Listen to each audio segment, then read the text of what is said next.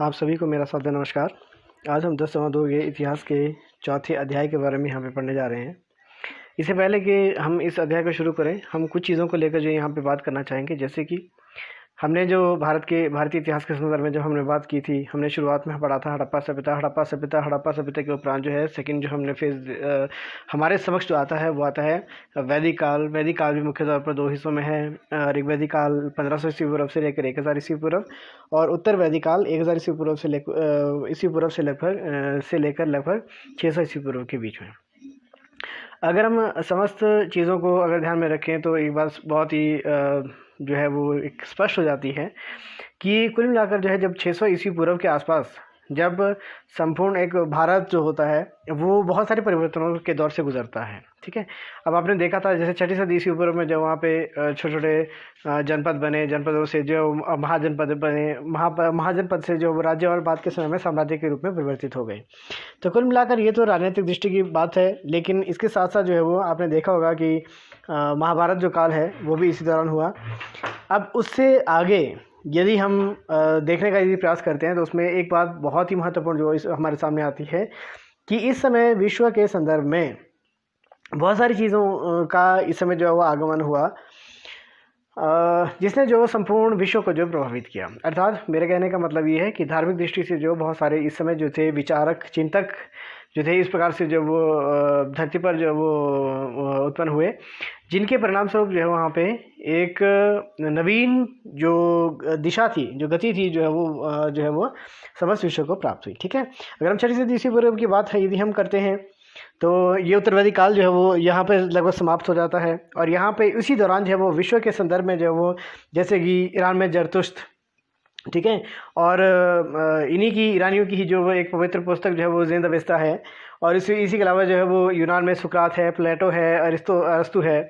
और भारत के संदर्भ में यदि हम बात करते हैं तो ये बहुत ही महत्वपूर्ण जो समय रहता है वो रहता है जब भारत में स्वामी महावीर और महात्मा बुद्ध का जन्म हुआ। और इसी दौरान जब वो दो नवीन धर्म अस्तित्व में आए और एक में उनमें से था जैन धर्म और दूसरा था बौद्ध धर्म। ठीक है, अब पहले की यदि हम यहाँ पे अगर हम बात करें शुरुआत की, तो शुरुआत में जो है सांची स्तूप के बारे में मुख्य तौर पर यहाँ पे हम पढ़ने जाएंगे। लेकिन उससे पहले हमें इस सांची स्तूप को यहाँ पर जब वो गौर से यहाँ पे देख लेते हैं तो ये स्तूप है। ओके, एक्चुअल में होता क्या था, पहले जो वो एक धार्मिक शिक्षक होते थे, अब अपने संप्रदाय के जो वो अपने एक शिक्षक होते थे, उसके अनुयायी होते थे।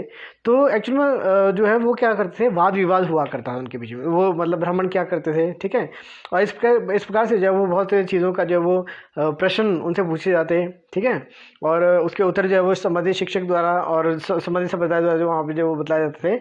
और कहते हैं कि जो विजयी जो पक्ष होता था वो हारने वाले पक्ष पर जो है वो अपना नियंत्रण स्थापित कर लिया करता था, अर्थात हारने वाला जो पक्ष होता था वो उसमें मर्ज शामिल हो जाया करता था। तो कुल मिलाकर जो है अगर हम बात करते हैं तो ऐसे ही जो है वो मतलब कुछ सवाल जो है वहाँ पे हिंदू धर्म, ठीक है, वेदों के जो है उसकी पवित्रता पर, ठीक है, संस्कृत की पवित्रता पर, ब्राह्मणों के उस सर्वोच्च स्थान पर जो है वो वहाँ सवाल या निशान वहाँ पे उठाना उन्होंने शुरू कर दिया। और इसी प्रकार से जो है वो एक नवीन जो धार्मिक जो विचारधारा थी वो पनपना शुरू हुई। ठीक है, अगर हम जहाँ तक हम बात करते हैं स्तूप बनाए क्यों होते हैं, हालांकि इसका स्वरूप जो था वो पहले से भी था, लेकिन महात्मा बुद्ध के समय में क्या हुआ कि ये जो स्तूप है उनके द्वारा जो है मतलब एक प्रकार से जो ये बनना आरंभ हुए थे। ठीक है, और अशोक के काल में जो यहाँ पे इस प्रकार से जैसे विभिन्न प्रकार के जो ग्रंथ है इसमें, तो उसमें जो उसका प्रादुर्भाव हुआ था। और कुल मिलाकर यदि हम वहाँ पे बात करें तो बहुत सारी चीज़ें यहाँ पे इसमें बताते हैं। मैं आपको एक उदाहरण के तौर पर यहाँ पे आप इसको एक उदाहरण इसमें देख सकते हैं कि यहाँ पे स्तूप बनाए क्यों जाते थे। ठीक है, वहाँ पे एक महापरिनिब्बाण जो है सुत्त से लिया गया है, ये सुत्त पिटक का ये हिस्सा है।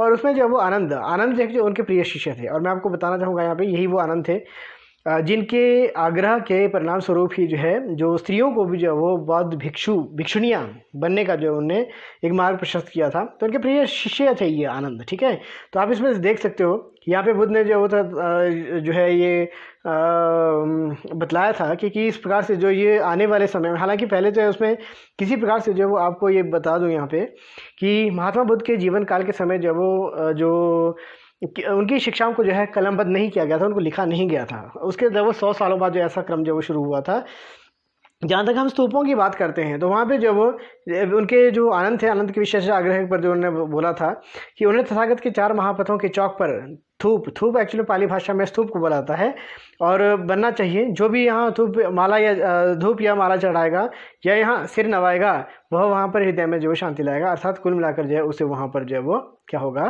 कि उसे उस दिव्य आत्मा की जो वहाँ पे अनुभूति होगी, एहसास होगा। ओके, अब इसे आगे की हम बात करते हैं। हमने सांची स्तूप देख लिया, ठीक है। मुख्य तौर पर जिसको जो शुरुआत था इसे जो अशोक के काल में बनाया हुआ था, ठीक है, लेकिन इसका जो आकार था वो मूल ऐसा नहीं था, मिट्टी और मिट्टी की ईंटों से पहले बना हुआ था। फिर इसका जो आकार जो था वो दुगना हो गया, ठीक है। उसके जो ये तोरण थे और ये वेदिका रेलिंग जो आप इसमें देख रहे हो, ये जो है वो बाद के समय में मुख्य तौर पर जो इसमें 2 मुख्य काल इसमें लिए जाते हैं, सातवाहन और शून्यकाल। ओके, तो कुल मिलाकर जो है जैसे आप स्तूप, ये अर्ध गोलाकार एक अंड जिसे गोल आकृति आप देख रहे हैं ना, इसमें अर्ध गोला इसमें आपको नजर आ रहा होगा, इसे जो वो अंड कहा जाता था, ठीक है। और उसके ऊपर जो है आप छज्जा जैसा एक चबूतरा सा आप देख सकते हो, ठीक है। ये जो है वो इसे हर्मिका कहा जाता था, ठीक है। और इसके ऊपर जो है वो जो कलश सा हम देखते हैं मंदिरों में, तो ये जो है वो यष्टि है, यहाँ से मस्तूल इनकी एक राख से जो वो गिला करती थी। तो ये कुल मिलाकर जो है ये एक बहुत ही पवित्र हिस्सा जो उसका हुआ करता था। अब यहाँ पे सामने आप इसमें गेट देख रहे हो, ठीक है। ये लगभग 34 फुट जो है वो ऊंचा है। इसमें 14 फुट जो है उसकी ये पिलर्स बने हुए हैं और 9 फुट जो उनकी जो चौड़ाई है। और इसमें आप बहुत सारी आकृतियों को इसमें देख सकते हो, बहुत सारे जीवों, आगे भी मैं चित्र के माध्यम से आपको इसमें बतला दूंगा कि किस प्रकार से जो उसमें बहुत सारे चित्रों को इसमें बतलाया गया है, ठीक है, बनाया गया है। और कुल मिलाकर जो ये चारों हैं, ये रेलिंग आपको दिखाई दे रही है, तो ये जो है वो एक प्रदक्षिणा पथ है, ठीक है, जो है वहाँ पे उनके अनुयायी जो उनके द्वारा लिया जो है किया करते थे, ठीक है। अब हम ये देखते हैं, हमने बात की 6वीं सदी ईस्वी पूर्व में, तो 6वीं सदी ईस्वी पूर्व का जो समय है वो धार्मिक क्रांति का काल है। ओके, धार्मिक क्रांति का ये काल है, क्योंकि इस दौरान क्या था कि भारत में जब वो 2 नवीन धर्म अस्तित्व में आए थे और वो इनमें से एक था बौद्ध धर्म और दूसरा था जैन धर्म, ठीक है। अब ये स्तूपों की जहाँ तक हम बात करते हैं तो ये मुख्य तौर पर ये माना जाता है कि जो है ये महात्मा बुद्ध के अवशेषों पर बनाए गए थे। और एक चीज़ मैं और यहाँ पे कहना चाहूँगा कि अशोक ने जो है वो अपने शासनकाल के दौरान जो है 84,000 इस प्रकार के स्तूपों का निर्माण किया था। 84,000 स्तूपों का निर्माण किया था। उन्हीं में से एक जो है वो सांची का स्तूप है। और सांची का स्तूप ये वो पूर्वी तोरण द्वार है। आप इसमें से देख सकते हो, इसमें बहुत सारी पशुओं की आकृतियां और विभिन्न प्रकार की चीज़ों को जो इसमें दर्शाने का इसमें प्रयास किया गया है, ठीक है। तो हुआ क्या, सबसे पहले जो है उसका मतलब इसके बारे में हमें जानकारी यहाँ पे कहाँ से प्राप्त होती है, तो उसका जो सबसे पहला जो उदाहरण आता है वो सर अलेक्जेंडर कनिंघम आता है। ओके, ये जो मेजर अलेक्जेंडर कनिंघम आता है, क्योंकि इन्होंने ही जो है वो इसका अध्ययन करने का जो वो जिम्मा जो सर्वप्रथम उठाया था। और कुल मिलाकर जो है उन्होंने ही जो है यहाँ पे उसका जो अवशेषों का परीक्षण जो शुरू किया था 1850s में, ठीक है, 1885 ईस्वी के लगभग। 1854 ईस्वी में उनके द्वारा जो एक पुस्तक लिखी गई थी और उसका जो नाम है वो है भिल्सा टोपस, ठीक है, भिल्सा टोपस। क्लियर। अच्छा, जहाँ तक हम इसके संरक्षण की बात हम करते हैं तो उसमें 2 महत्वपूर्ण इसमें नाम आते हैं। पहले ही आती है शाहजहाँ बेगम। अब यहाँ पे एक महिला का, एक बेगम का आप चित्र यहाँ पे देख रहे हैं, ये जो है वो शाहजहाँ बेगम है, ठीक है। ये शाहजहाँ बेगम है। अब गौर से देखिएगा, यही वो शाहजहाँ बेगम है। मैं ये दोनों तस्वीरें जो आपके समक्ष जो है यहाँ पे साथ साथ लगाई हैं, यही वो शाहजहाँ बेगम है जिसने, जो आप इसमें पूर्वी तोरण देख रहे हैं, ये पूर्वी तोरण का हिस्सा है जो चित्र है, तो इसके संरक्षण में बहुत ही महत्वपूर्ण भूमिका इन्हीं शाहजहाँ बेगम द्वारा जो है वहाँ पे बतलाई गई थी, निभाई गई थी, ठीक है। हुआ क्या था कि इस दौरान जो आपको पता है कि औपनिवेशिक शासनकाल के दौरान जो वहाँ पे विभिन्न औपनिवेशिक थे जो भारत पर इसमें अपना वजूद, अपना प्रभाव जो बढ़ा रही थी।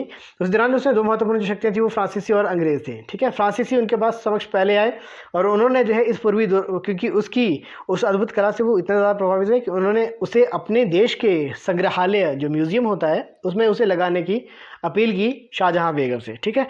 लेकिन उन्होंने बहुत ही सूझबूझ से क्या किया कि इसी की ही एक प्लास्टर प्रतिकृति, ओके, कि जो प्लास्टर होता है पीओपी, जैसे हम प्लास्टर ऑफ पेरिस कहते हैं, तो उसकी ही जो है वो इसी प्रकार की प्रतिकृति उनके द्वारा बनवाई गई और उसे जो उन्होंने उनके सुपुर्द कर दिया। और बाद के समय में अंग्रेज़ों ने भी इसी प्रकार की मांग की और इस प्रकार से इसके मूल इस निर्माण को, इस कृति को जो है इस प्रकार से नष्ट होने से जो उन्होंने बचा लिया, क्योंकि यदि वो उसे उस पूर्वी तोरण द्वार को यदि वो दे देती तो स्थिति में जो है यह अपने उस ऐतिहासिक महत्व को हमेशा हमेशा के लिए खो देती। इस प्रकार से उन्होंने इसके लिए बता दिया, ठीक, बचा लिया, ठीक है।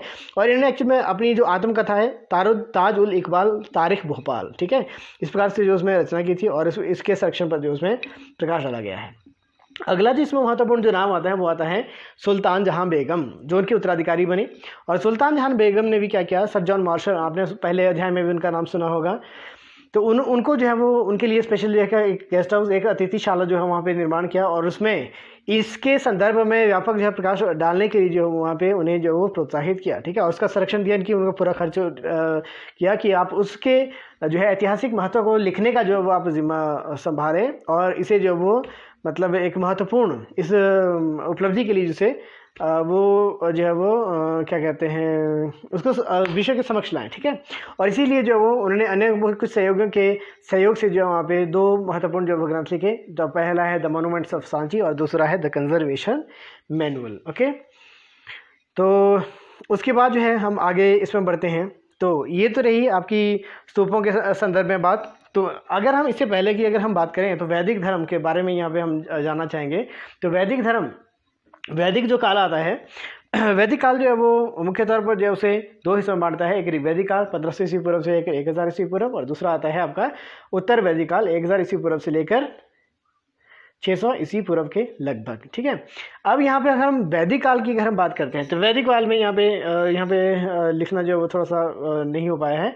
यहाँ पे ऋग्वैदिक काल इसमें पहले आएगा और ऋग्वैदिक काल में मुख्य तौर पर जो आपने ये ध्यान में रखना है कि उसमें जो थी कुल मिलाकर जो समस्त जो शक्तियाँ हुआ करती थी वहाँ पे मूर्ति पूजा का अभाव हुआ करता था और समस्त शक्तियाँ होती थी वो प्राकृतिक शक्तियाँ ही हुआ करती थी, ठीक है। जैसे वरुण इनकी आकाश हो गया, ठीक है, इंद्र हो गया जैसे आप वर्षा के देवता, युद्ध का देवता के रूप में जानते हैं, क्योंकि ये जो थे उनके जो प्रमुख देवी देवता थे आपको, क्योंकि युद्धों का देवता जब हड़प्पा सभ्यता पर भी उनके द्वारा जब हमला किया गया था तो वहाँ भी इस प्रकार का जो वो लेख वहाँ पर भी किया जाता है, ठीक है।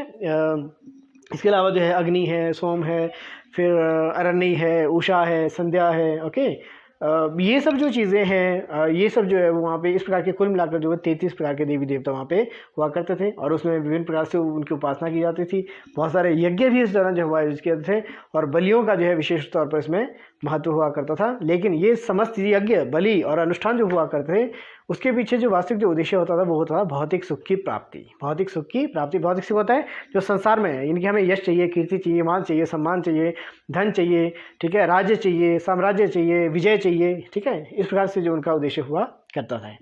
लेकिन उत्तर वैदिक काल में आते आते जो है यह इसमें बहुत ज़्यादा परिवर्तन हो गया, ठीक है। जहाँ तक जो वो मुख्य तौर पर जो ऋग्वैदिक काल में जो मुख्य तौर सबसे अधिक जो मंत्र दिए गए हैं वो इंद्र की स्तुति में दिए गए हैं 250 के करीब। फिर उसके बाद जो है वो अग्नि के स्तुति में जो 200 के करीब दिए गए हैं। फिर इसके अलावा जो अन्य भी देवी देवता हैं, ठीक है। और उस अग्नि को इसलिए महत्व दिया था क्योंकि संबंधित जो आहुतियाँ होती थी वो अग्नि द्वारा ही उन तक पहुँचाई जानी होती थी। उसके बाद जो आता है वो आता है उत्तर वैदिक काल। उत्तर वैदिक काल मीन्स 1000 ईस्वी पूर्व से लेकर 600 ईस्वी पूर्व के बीच का समय। लेकिन इस समय तक जो धर्म था वो काफ़ी विकृत हो गया, बिगड़ गया मतलब, ठीक है। जिस सादगी पवित्रता के लिए जो वो धर्म जाना था वही जो वो अब जो वो एक व्यर्थ के आडंबर, पाखंड, ठीक है, इन सब चीज़ों का जो है वो अड्डा बन चुका था, ठीक है। नई देवी देवता जिसमें अस्तित्व में आ गए थे जैसे ब्रह्मा, विष्णु, महेश, ठीक है। ये जो है वो उसमें त्रिदेव का सिद्धांत जो वहाँ पे प्रचलन में आ गया था। इसके अलावा जो है वो विभिन्न प्रकार की जो जैसे देवियाँ हैं, दुर्गा है, काली हैं, पार्वती हैं, इनको भी जो है उसमें महत्व दिया जाने लगा था। तो अगला जो इसमें महत्वपूर्ण जो आता है वो आता है धर्म में जटिलता आ गई। बहुत ज़्यादा जटिल हो गया, वो मुश्किल हो गया, मतलब समझ से बाहर होने वाला हो गया, क्योंकि प्रत्येक व्यक्ति को वहाँ पे जो 40 से अधिक संस्कार बतलाए गए। 40 से अधिक संस्कार मीन जैसे गर्भाधान है, गर्भाधान के उपनयन है या उसका जन्म है, ठीक है, उसका नामकरण है, उसको भोजन खिलाना है, ठीक है, विवाह है, मतलब कुल मिलाकर जो 40 संस्कार इस प्रकार से उसे जो वो आवश्यक रूप से जो करने होते थे। फिर इस प्रकार के 3 प्रकार के यज्ञ होते थे। पहला होता था राजसूय, दूसरा वाजपेय, तीसरा अश्वमेध यज्ञ। अश्वमेध यज्ञ के बारे में आपने सुना होगा, देखा होगा, रामायण में भी आपने देखा होगा कि इस प्रकार से जो वो भगवान श्री राम भी यहाँ पर अश्वमेध यज्ञ करते हैं, जहाँ पे घोड़ा जो है वो शक्ति के प्रतीक के रूप में जो वो छोड़ा जाता है और जिस क्षेत्र से होकर जो वह निर्बाध बिना किसी रुकावट के जो है वो चला जाता है, तो वो उस क्षेत्र उस राजा के अधीन जो समझा जाता है। दूसरा जो है वो है वाजपेय। वाजपेय यज्ञ क्या होता था, उसमें रथों की दौड़ होती थी, ठीक है। और इसमें ज़रूरी होता था कि जो राजा का जो रथ है वो उन सभी समस्त अन्य राजाओं समस्त अन्य उसके रथ से जो आगे हो, ठीक है, ये उसकी शक्ति का प्रतीक होता है। तीसरा जो होता है वो राजसूय यज्ञ, ठीक है, कि जब भी हम किसी अपने धर्म के साथ किसी नए काम की शुरुआत करते हैं, तो इसी प्रकार से राजा भी जब राज तिलक जब होता था उसका, क्योंकि राजा की गद्दी संभालने से पहले जो है वो क्या करता था कि एक विशेष यज्ञ का जो आयोजन किया था, जहाँ पे देवताओं की कृपा और शक्तियाँ प्राप्त करने के लिए जो है उसे यज्ञ एक संपूर्ण करता था, और वह जो कहलाता था वो कहलाता था राजसूय यज्ञ, इनकी जो राज तिलक के समय जो यज्ञ किया जाता था, ठीक है। और इसके अलावा जो है वहाँ पे कुछ अन्य भी सिद्धांत इसमें आगे आवागमन। आवागमन का मतलब है कि इस धरती पर जन्म लेना, कर्म करना, फिर मर जाना, ठीक है। और ये तब तक चला रहता है जब तक जो है वो हमेशा के लिए जो उसके कर्म जो अच्छे नहीं हो जाते। और ये कर्म सिद्धांत है। कर्म सिद्धांत का मतलब है कि जैसा आप बोओगे वैसा काटोगे। बोने का मतलब है कि जैसा आप कर्म करोगे वैसा ही जो फल आपको भुगतना पड़ेगा, ठीक है। और मोक्ष का सिद्धांत, जब आप के कर्म हमेशा अच्छे हो जाएंगे, जब आप आवागमन इनकी इस धरती पर आने और जाने से जो छुटकारा पा लेंगे, तो आप वस्तुतः क्या प्राप्त कर लेंगे, मोक्ष प्राप्त कर लेंगे। और यहाँ पे आप देख सकते हो कि ये सब चीज़ें इसमें बतलाई गई हैं यज्ञ की परंपरा, जिसमें 1500 ईस्वी पूर्व से लेकर जो वो इसमें ऋग्वेद, अग्नि, इंद्र, सोम आदि देवताओं की जो वो जिसमें प्राचीन उसके लिए जो वो किया करता था, और ये मवेशी, बेटे, स्वास्थ्य, लंबी आयु के लिए जो प्रार्थना किया करते थे, ठीक है। और ओके, कुल मिलाकर जो है ये इस प्रकार से। और उसके बाद जो आता है वो उपनिषद आता है, ठीक है। उपनिषद जो है वो उपनिषदों की जो है कुछ श्रेणी में इसमें रखा होता है। 1000 ईस्वी पूर्व से लेकर 5000 ईस्वी पूर्व के बीच में जो है वो ये दिए गए दार्शनिक विचार है। दार्शनिक विचारों की शुरुआत जो है वो उपनिषदों से ही मानी जाती है। उपनिषदों को ही उप, निहि और शब्द, 3 शब्दों के मेल से इसको बनाया गया है। उप मतलब जो है वो इसको आप 3 हिस्सों में इसमें देख सकते हैं। उप का जो अर्थ होता है वो आप उसमें से जो है एक प्रकार से ले सकते हैं नज़दीक से, ठीक है। निह का है अर्थ ले सकते हैं भाव से, और शब्द का अर्थ है श्रद्धा, ठीक है। अर्थात गुरु के समीप नीचे बैठकर जो श्रद्धा से जो ज्ञान अर्जन किया जाता है वह उपनिषद कहलाता है, ओके। अब कुल मिलाकर जो है हमारे धर्म में जब वो जो 9 है उसका जो विशेष महत्व है। कुल मिलाकर अगर आपके हमारे घरों में जो माला होती है, माला जपने वाली, उसमें आप मनकों को गिनोगे तो वो 108 होते हैं। उपनिषदों की कुल संख्या भी 108 है। मैं इसको कोरिलेट इसलिए कर रहा हूँ ताकि हमको ये याद ना रखना पड़े, अलग से याद ना रखना पड़े कि जो ये कुल मिलाकर कितने हैं, ओके। अब अगर हम 18 की बात करते हैं तो 18 हमारे धर्म में जो वो पुराण हैं, ओके। तो कुल मिलाकर जो है ये उपनिषद 108 हैं, ठीक है। और इसमें से 11 जो है वो महत्वपूर्ण है, मुख्य हैं। और उनमें जो है ईशकेन, कठ, मुंडक, प्रश्न मुंडक, मांडुक्य, तैतरीय, ऐतरीय, छांदोग्य, ब्रह्मदारण्यक, श्वेत स्वतार, ठीक है। इस प्रकार से जो कुछ उपनिषदों के यहाँ पे नाम दिए गए हैं। और उसमें इसे वेदांत कहा जाता है क्योंकि इसे जो वेदों का सार या वेदों का अंतिम भाग भी कहा जाता है, ठीक है। और इसमें आत्मा क्या है, ठीक है, वो ज्योतियों की ज्योति है, वो संपूर्ण वही जो है वो आत्मा परमात्मा, मतलब वही ब्रह्म है, वही आत्मा है। वो इतने एक दूसरे में इतना ज़्यादा घुला मिला है कि उसे जो वो उसमें भेद कर पाना जो है वो संभव नहीं है। कर्म सिद्धांत है, मीन्स जो वही सब चीज़ें कि व्यक्ति कर्म करता है, ठीक है। और उसके बाद जो है उसी कर्म का फल भोगने के लिए वो धरती पर जन्म लेता है, ठीक है। फिर वो अच्छा बुरा दोनों करता है और तब तक चला रहता है जब तक जो है वो हमेशा के लिए जो वो अच्छे कर्म नहीं कर लेता। और जब हमेशा के लिए अच्छे कर्म कर देता है तो वो मोक्ष प्राप्त कर देता है, ठीक है। नैतिक गुण वही सब चीज़ें, जैसे झूठ ना बोलना, चोरी ना करना, बड़ों का सम्मान करना, ठीक है, पापों से दूर रहना, ठीक है, किसी जीव की हत्या ना करना, ये सब चीज़ें जो उसमें आती हैं। और वो अंततः जो उसका जो जीवन का जो परम जो उद्देश्य है वो है मोक्ष, ठीक है। उसके बाद हम बात करते हैं नियतिवादी और भौतिकवादी, ठीक है। नियतिवादी, नियति मीन्स किस्मत, भाग्य, ठीक है। नियतिवादी संप्रदाय के समर्थक क्या मानते हैं, इसके जो गुरु जो शिक्षक रहे हैं, मतलब प्रणेता रहे हैं, वो रहे हैं मखली गोसाल, ठीक है। एक के बारे में पहले बात करूँगा। नियतिवादी मतलब वो किस पर डिपेंड रहते हैं, नियति, इनकी भाग्य पर, ये किस्मत पर, ओके। तो ये क्या मानते हैं कि व्यक्ति के कर्म से कुछ नहीं होता, व्यक्ति के प्रयास करने से कुछ नहीं होता, जो उसके भाग्य में है वो उसको जो वो मिलना है, ऐसा इन लोगों का जो है वो मानता है। इसके जो प्रणेता हैं वो मखली गोसाल हैं, ठीक है। उनके अनुसार जो आपके कर्म में है उसे जो आपको हासिल होने से कोई भी जो है उसे छीन नहीं सकता, ऐसा उनका मानना है। लेकिन कुल मिलाकर जो ये हमें जो वो कर्म विमुख जो है होने के लिए प्रोत्साहित करता है। और दूसरा जो बात आती है वो आती है भौतिकवादी। भौतिकवादी है भौतिकता, भौतिकवाद या माया जो है वो कि क्या होता है, वो होता है इस संसार में और इस संसार से लगाव होने वाली चीज़ें। ठीक है, जैसे इस संसार में मीन्स जो भी चीज़ें इसमें आती हैं, जैसे कि हम अगर माया की बात करते हैं तो माया में हमारा जैसे यश हो गया, मान हो गया, कीर्ति, सम्मान, पुत्र हो गया, ज़मीन हो गई, धन हो गया, राज्य हो गया, साम्राज्य हो गया। ठीक है, ये सब चीज़ें जो माया में इसमें आता है। लेकिन भौतिकवादी का मतलब है कि व्यक्ति के कर्म धर्म कुछ भी नहीं होते, इनका ये मानना है। ठीक है, ये मतलब एक मटेरियलिस्टिक सोच वाले हैं जो इस सिर्फ मानते हैं कि जो वो ऐसा कर्म करने से या कुछ ऐसा करने से या आवागमन का कोई औचित्य नहीं है। इस धरती पर आपने जन्म लिया, जो कुछ किया, अच्छा किया बुरा किया, वो आपके मृत्यु के साथ ही जो वो जो सारे के सारे जो अंश हैं वो उसी में ही समा जाते हैं। ठीक है, इस प्रकार से जो शुद्ध पिटक क्या है एक्चुअल में, जो वो ये बौद्ध ग्रंथ है। बौद्ध ग्रंथों में सर्वाधिक प्राचीन जो है वो त्रिपिटक है। त्रिपिटक के 3 अंग हैं, सुत्त पिटक, दूसरा है विनय पिटक, तीसरा है अभिधम पिटक। सुत्त पिटक का जो है उसमें जो महात्मा बुद्ध के उपदेश दिए गए हैं। विनय पिटक में जो है वो बौद्ध भिक्षु और भिक्षुणियों के लिए नियम बतलाए गए हैं। और अभिधम पिटक जो है उसमें बौद्ध दर्शन के संदर्भ में इसमें बतलाया गया है। ठीक है, तो आप इसमें वीडियो के माध्यम से इसमें देख सकते हो कि इस प्रकार से जो उसमें अजातशत्रु और अजातशत्रु और आपने सुना होगा ये आरंभिक मगध के शासक थे बिंबिसार और अजातशत्रु, हर्यक वंश से संबंधित थे। तो उनके द्वारा जो ये वार्तालाप इसके अंश इसमें बतलाए गए हैं। ठीक है, तो कुल मिलाकर यही है कि वो चीज़ें जो वो बतलाई गई हैं कि जहाँ पे मखली गोसाल जो बतलाने का प्रयास करते हैं कि जो किस्मत में है वो उसे मिलेगा।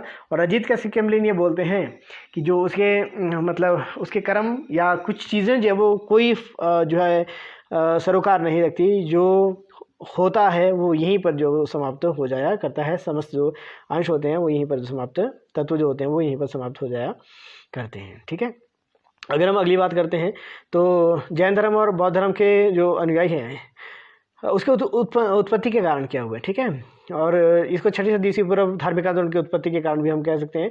तो राजनीतिक दशा जो थी उनके ही अनुकूल थी। ठीक है, जैसे मतलब किसी भी धर्म को फलने फूलने के लिए जो राज्य के संरक्षण की आवश्यकता होती है, तो इस समय क्या हुआ कि बिंबिसार और अजातशत्रु, जिनका हमने अभी नाम लिया था, कि उन्होंने क्या किया कि इन दोनों ही धर्मों को जो वो पर्याप्त संरक्षण प्रदान किया था, जिसके परिणामस्वरूप ये फले फूले थे। हिंदू धर्म का जटिल होना। ठीक है, हमने पहले बात की थी, पहले भी हमने बात की कि हिंदू धर्म जो बहुत ज़्यादा जटिल हो गया था। इसमें 40 प्रकार के संस्कार होते थे और कुछ यज्ञ ऐसे होते थे बहुत ज़्यादा खर्चीले होते थे, बहुत लंबे समय तक चलते थे। ठीक है, और बहुत सारी चीज़ें जो उसमें हमारी समझ से ही बाहर थी, इसे संस्कृत, चलो उसको आगे उसमें लेंगे। ठीक है, उसके बाद आता है ब्राह्मणों का नैतिक पतन। ब्राह्मण जो हमें जो वो एक उचित आचार व्यवहार और एक सही दिशा प्रदान करने वाले जो थे, तो वो स्वयं जो थे वो बहुत ज़्यादा पतित हो, इस समय तक बहुत ज़्यादा पतित हो गए थे। ठीक है, इसीलिए जो वो दूसरों को मार्ग क्या दिखाएंगे, जबकि वो स्वयं जैसे है बहुत सारी अनैतिक जो कार्य थे। ठीक है, यहाँ तक कि जो वो अपने लाभ के लिए, जो अपने लालच के लिए जो किसी प्रकार की शर्त या किसी प्रकार के हथकंडे अपनाने से जो गुरेज नहीं करते। जहाँ तक हम जाति प्रथा की बात करते हैं, जो जाति प्रथा इस समय तो बहुत ज़्यादा विकृत हो गई थी।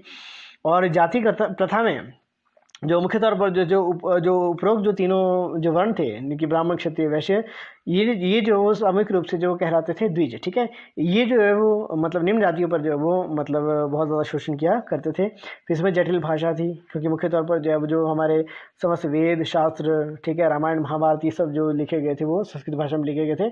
और संस्कृत भाषा एक ऐसी भाषा थी जो केवल विद्वानों की भाषा के रूप में देखी जा सकती थी, क्योंकि ये जो थी एक आम बोलचाल की भाषा नहीं थी। इसे जो आसानी से सभी द्वारा जो है पढ़ा लिखा नहीं जा सकता था। इसीलिए जो है वो इसमें क्या कुछ कहा गया है, ये जो वो केवल और केवल ब्राह्मणों द्वारा समझी और बोली जाने वाली भाषा थी। और केवल वही चीज़ हम वहाँ पे समझ सकते थे जो उनके द्वारा कहा जाता था। ठीक है, और बहुत सारे उसमें अंधविश्वास भी थे। जादू टोनों में जो बहुत ज़्यादा विश्वास रखते थे। ठीक है, और इसके माध्यम से जो हम अपने रोगों का, अपने कष्टों का, अपने दुखों का निवारण कर सकते हैं। समय परिस्थिति बिल्कुल अनुकूल थी। और उसी दौरान जो थे वहाँ पर महान पुरुषों का जन्म हुआ, और उनमें से एक थे महात्मा बुद्ध और दूसरे थे स्वामी महावीर। ओके, अब यहाँ पे बुद्ध के अनुयायी के बारे में इसमें बतलाए गए हैं।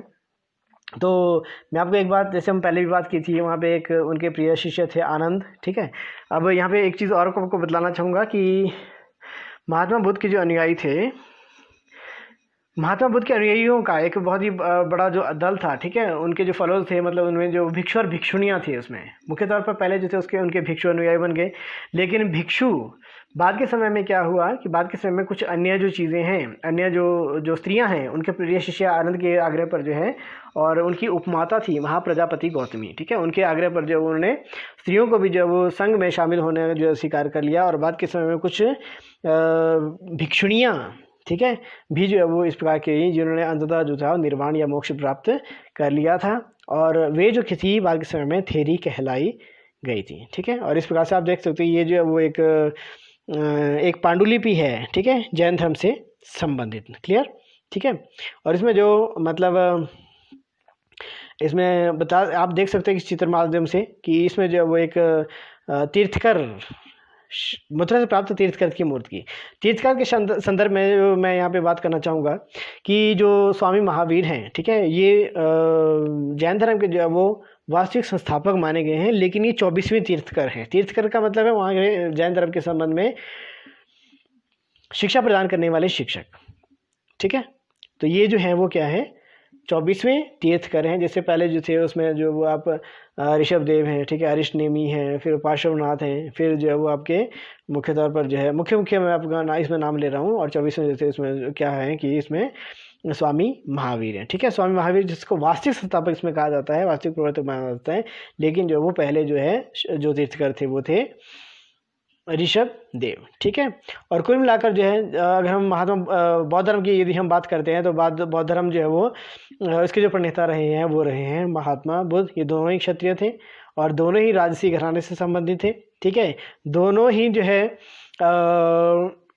जो हिंदू धर्म में आई हुई जो बुराइयों के खिलाफ थे, ब्राह्मणों के वर्चस्व के खिलाफ थे, और इसी प्रकार से इन दोनों ही ने ही जो वो नवीन नवीन धर्मों का प्रतिपादन कर लिया था, ठीक है। और इसके संबंध में ही जो वो आप इसमें अभ्यास के संदर्भ में भी आपने इसमें देखना है कि जैसे सांची स्तूप आपने देखा होगा कि सांची स्तूप जो है वो किसके द्वारा बनाया गया, अशोक द्वारा बनाया गया, ठीक है। और इसमें जो है वो आप देख सकते हो कि इसमें दो महत्वपूर्ण अन्य राजवंशों के दौरान भी इसका समुचित विकास हुआ, सातवाहन और शोंग वंश के काल में। और इसमें संरक्षण में भोपाल की बेगमों ने, जैसे हम दो नाम लिए हमने, शाहजहाँ बेगम और सुल्तान जहाँ बेगम। नियतिवादी आपका मखली गोसाल जो किस्मत को मानने वाले हैं। भौतिकवादी जो अजीत केसकेम्बली ने, जो भौतिकवादी जो चीज़ें हैं जिसमें समस्त जो पंच महाभूत या महाभूत जो तत्व हैं वो जो उसकी मृत्यु के साथ जो वो वहीं पे समाप्त हो जाया करते हैं, ठीक है। ऋग्वैदिक काल के धार्मिक विश्वास ये आपको पता है कि 1500 से 1000 ईस्वी पूर्व, और उसमें 33 कुल मिलाकर देवी देवता, और वो सारे के सारे कैसे थे प्राकृतिक शक्तियों पर आधारित है। उसमें आपने नाम लिए जैसे अग्नि हो गया, ठीक है, इंद्र हो गया, वरुण हो गया, ओके। फिर उसमें मंत्रों के इसमें उल्लेख किया गया है, फिर उसका महत्व क्या था, ठीक है। ऋग्वैदिक और उत्तरकालिक काल में जो है वो भिन्नता क्या रही थी। ऋग्वैदिक काल में जो है वो 33 देवी देवता थे, ठीक है, ये समस्त प्राकृतिक शक्तियों पे थे। और यदि हम जो है वो दूसरी तरफ अगर बात करते हैं तो उसका जो काल था उत्तरवैदिक काल में 1000 ईस्वी पूर्व से लेकर 600 ईस्वी पूर्व, और उसमें जो त्रिदेव का सिद्धांत, देवियाँ भी अस्तित्व में आ गई थी। और जो धीरे धीरे करके जो है वो मूर्ति पूजा का प्रचलन बढ़ गया था, अंधविश्वासों का प्रचलन बढ़ गया, ठीक है, संस्कृत पर अत्यधिक निर्भरता रह गई, जो ब्राह्मणों का नैतिक पतन हो गया, ठीक है। ये सब चीज़ें जो वहाँ पे परिवर्तन के रूप में इसमें आती हैं। और विभिन्न प्रकार के यज्ञों का उल्लेख उसमें जो 3 प्रकार के मुख्य तौर पर यज्ञ देखे, वाजपेयी यज्ञ रथों की दौड़ के रूप में, फिर राजसूय यज्ञ राज तिलक के समय किया जाने वाला यज्ञ, और फिर साथ अश्वमेध यज्ञ जो विश्व विजेता या विश्व सम्राट है, ठीक है, एक जो है के रूप में जो उसे देखा जाता था। तो आपको याद होगा कि इसमें इसके अलावा जैसे भगवान श्री राम ने किया था, पुष्यमित्र शुंग ने किया था, और समुद्रगुप्त ने किया था, ठीक है। इस प्रकार से वो अनेकों उदाहरण जो आप उसमें देख सकते हो, ओके। तो इसी के साथ जो मैं इजाज़त चाहूँगा। जय हिंद, जय भारत।